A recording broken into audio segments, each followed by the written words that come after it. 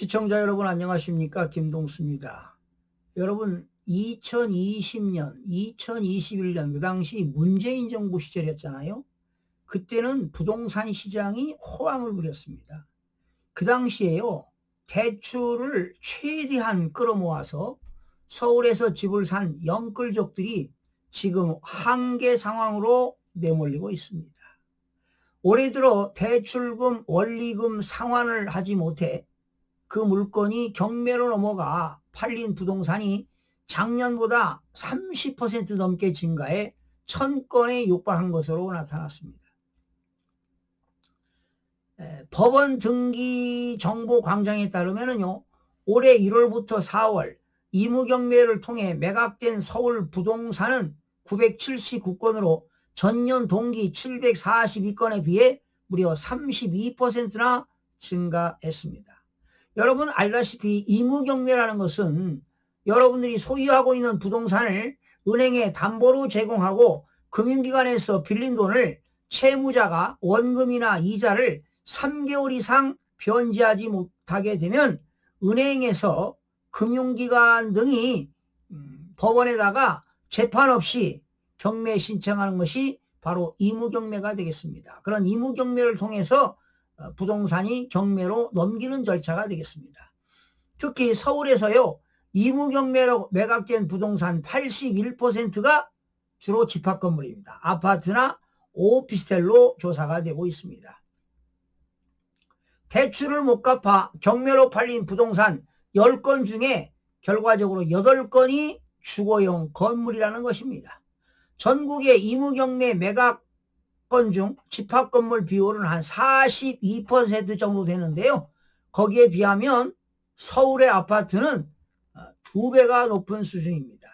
결과적으로 무리하게 대출을 받아서 집을 산 사람이 그만큼 서울에 많다는 뜻이 되겠습니다.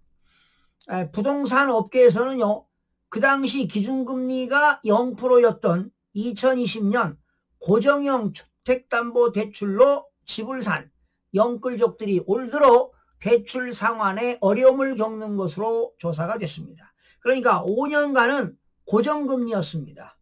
그러니까 2000년부터 2024년까지 고정금리였는데 올해부터 고정금리에서 변동금리로 전환하거나 금리를 재산정하면 그만큼 금융비용이 커지고 있다는 것입니다. 게다가 그 당시 영끌로 서울 외곽지역에 소형 아파트 등을 매수한 젊은 층이 그만큼 많았는데요. 이들은 2022년 하반기부터 부동산 경기가 침체하면서 현재 아파트 시세가 처음 살 때보다 아직도 낮은 경우가 많습니다. 그러니 지금 당장 집을 팔아도 대출을 갚는 것이 여의치 않다는 것입니다. 실제로요, 올해 들어 강남 3구, 마용성, 강남 3구, 서초, 강남, 송파, 강남 3구와 마용성입니다. 마포, 용산, 성동구 이렇게 인기 지역들은 아파트 값이 좀 많이 올랐지만 노원이라든가 도봉, 강북, 중량, 금천 이런 곳은 여전히 지금도 하락하고 있습니다.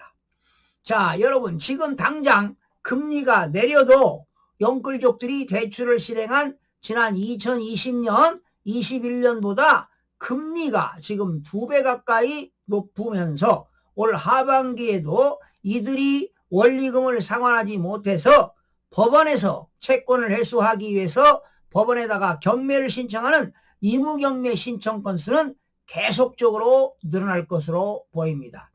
혹시라도 무주택이거나 내 집을 마련하는 사람들은 부동산 경매 시장에서 저가로 매수할 수 있는 기회가 올 가을에 그런 기회가 올 것으로 보여집니다. 시청자 여러분 고맙습니다.